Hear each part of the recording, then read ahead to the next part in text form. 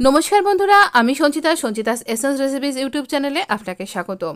এই গরমে নিশ্চয়ই ভালো আছেন এমনটাই ধরে নেব। তবে এই গরমে কি খেতে সবথেকে ভালো লাগছে বলুন তো? দই। আরে আপনি দই ঠিকঠাক করে পাততে পারেন না?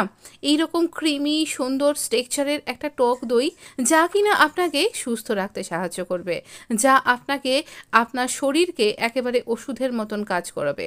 আর এতটাই চাপ দেখছেন আমি কাত করে দিচ্ছি, অথচ পড়ছে না কিন্তু।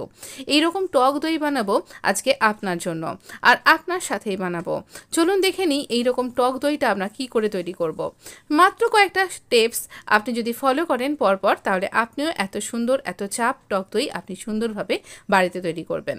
দেখুন, দুধ আমি জাল দিয়ে রেখেছি, আর এত ছোট ভিডিওর মধ্যে সবটাই দেখাবো।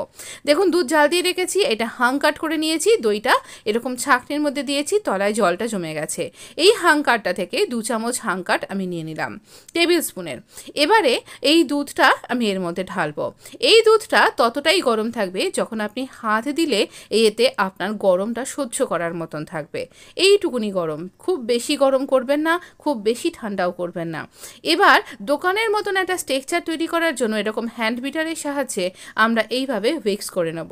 দেখুন কত সুন্দরভাবে আমরা এইভাবেই উইক্স করে করে একটা উইক্সের সাহায্যেই বিট করে এর উপরে একটা ফেনা ফেনা টেক্সচার তৈরি করেছি। এবার চাপা দিয়ে দেব, আর এটাকে একদম কোথাও কেউ নাড়াচাড়া করবে না এমন একটা, এই পাত্রটার মধ্যে আমি কেক তৈরি করি, এর ওপরে রেখে এর মধ্যে ওপর চাপা দিয়ে দেব। এবার সকালবেলা এটাকে বার করে আমি কয়েক ঘন্টা ফ্রিজে রেখেছিলাম, নর্মাল ফ্রিজে। মানে এটাকে কিন্তু আমি ফ্রিজ করিনি, নর্মাল ফ্রিজের তাকে রেখে দিয়েছিলাম, আর সুন্দরভাবে এটা সেট হয়ে গেছে।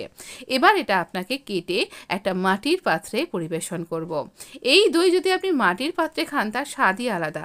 আর আমি দেখেছেন কি, আমি স্টিলের পাত্রে জমিয়েছি। অনেকের একটা মিথ থাকে স্টিলের পাত্রে হবে না, টক হবে না, সেরকম কোনো ব্যাপার নেই। পাত্র আপনি যা খুশি নিন না কেন, তবে টেম্পারেচারটাই এখানে ব্যাপার। তো অবশ্যই এই ঠান্ডা ঠান্ডা দই এনজয় করতে থাকুন। দইয়ের আরও অনেক রকম ভ্যারাইটি নিয়ে আপনার সাথে পরবর্তী ভিডিওতে উপস্থিত থাকছি।